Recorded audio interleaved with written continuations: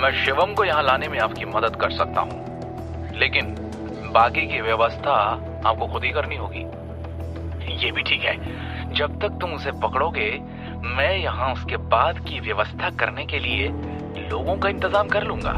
Recording सुन शिवम का खून खौल उठा। अगर आप उससे निपटना चाहते हैं तो मैं शुरुआत करने को तैयार हूँ, पुरी ने गुस्से से कहा। शिवम ने उसकी ओर ठंडे भाव से देखा और कहा, मेरी मदद करके बचना चाहते हो? तुमने मुझे अगवा करवाया, मुझ पर गोली चलाने की हिम्मत की। तुम्हें क्या लगता है मैं बख्श दूंगा तुम्हें? पुरी के माथे से पसीने की एक ठंडी बूंद टपक गई। मास्टर शिवम, दया कीजिए, मैं आपको ठेस नहीं पहुंचाना चाहता था।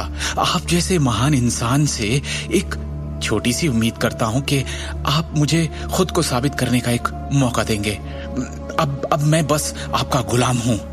पुरी शिवम के सामने डर और घबराहट में झुक गया। शिवम ने हल्के से कहा, मैं तुम्हें अभी के लिए जीने दूंगा।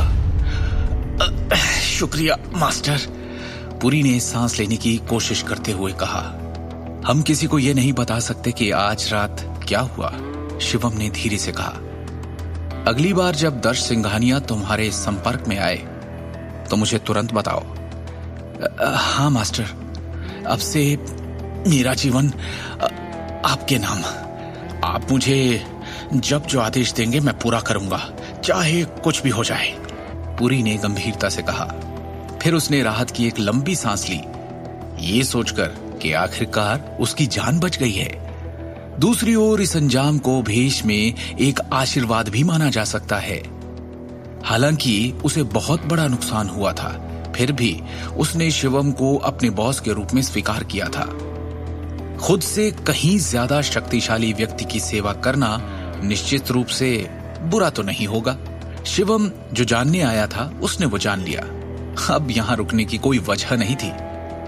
वो मुड़कर स्काई टावर के बाहर निकल गया और घर लौट आया।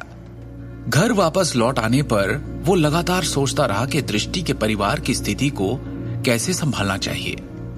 उस रात उसने विक्रम टोकस को फोन किया और उसे कुछ निर्देश दिए कि क्या करना है। अगले दिन दृष्टि जब ऑफिस गई तभी दूसरी ओर शिवम एक छोटी सी कॉफी शॉप में पहुंचा और खुद के लिए एक लाते ऑर्डर की। करीब 5 मिनट के इंतजार के बाद उसी समय जोश से भरा एक युवक गंभीर निगाहों से कार से बाहर निकला। वो दिखने में काफी आकर्षक था। एक सख्त गति के साथ वो कॉफी शॉप में चला गया। उसे देखकर लग रहा था जैसे उसने सेना में कई सालों का अनुभव किया हो। डायरेक्टर शिवम, आपसे मिलकर खुशी हुई। मेरा नाम रजत मलिक है। आपने जो ऑर्डर की थी वो कार में ले आया हूं। मुझे बताया गया है कि पेमेंट आपके अकाउंट से ली जाएगी।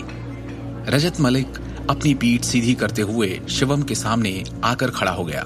ऐसा लग रहा था जैसे वो एक रिपोर्ट दे रहा था। शिवम ने मलिक को देखा और थोड़ा सिर हिलाया। वो एक अच्छा युवक प्रतीत होता था।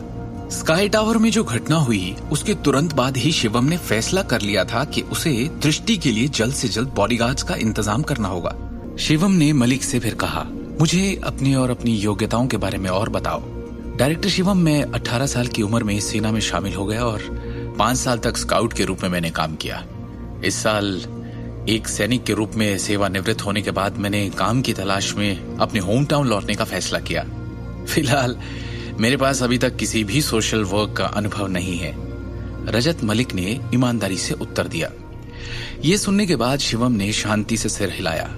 उसे महसूस हुआ कि रजत मलिक उसकी आवश्यकताओं को अच्छी तरह से पूरी करता है। वो एक सीधे साधे वर्ग से आया था और सेना में भी था। इसके अलावा उसका व्यक्तित्व अच्छा था और वो सख्त अनुशासित भी था। ऐसा भी लग रहा था कि उसके पास मामूली ठगों और गुंडों से निपटने के लिए आवश्यक कौशल है।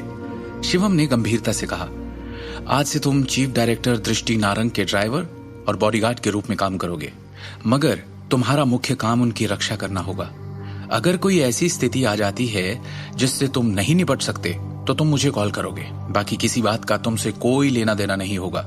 समझ गया डायरेक्टर शिवम, मुझे ऐसा अवसर देने के लिए धन्यवाद, मलिक ने उत्साह में कहा और अपनी मुद्रा को सीधा किया। आगे की कहानी जानने के लिए देखिए अगला एपिसोड सिर्फ पॉकेट एफएम के यूट्यूब चैनल पर और शिवम द हिडन वॉरियर के सारे एपिसोड्स को सुनने के लिए डिस्क्रिप्शन में दी लिंक से डाउनलोड करें पॉकेट एफएम ऐप।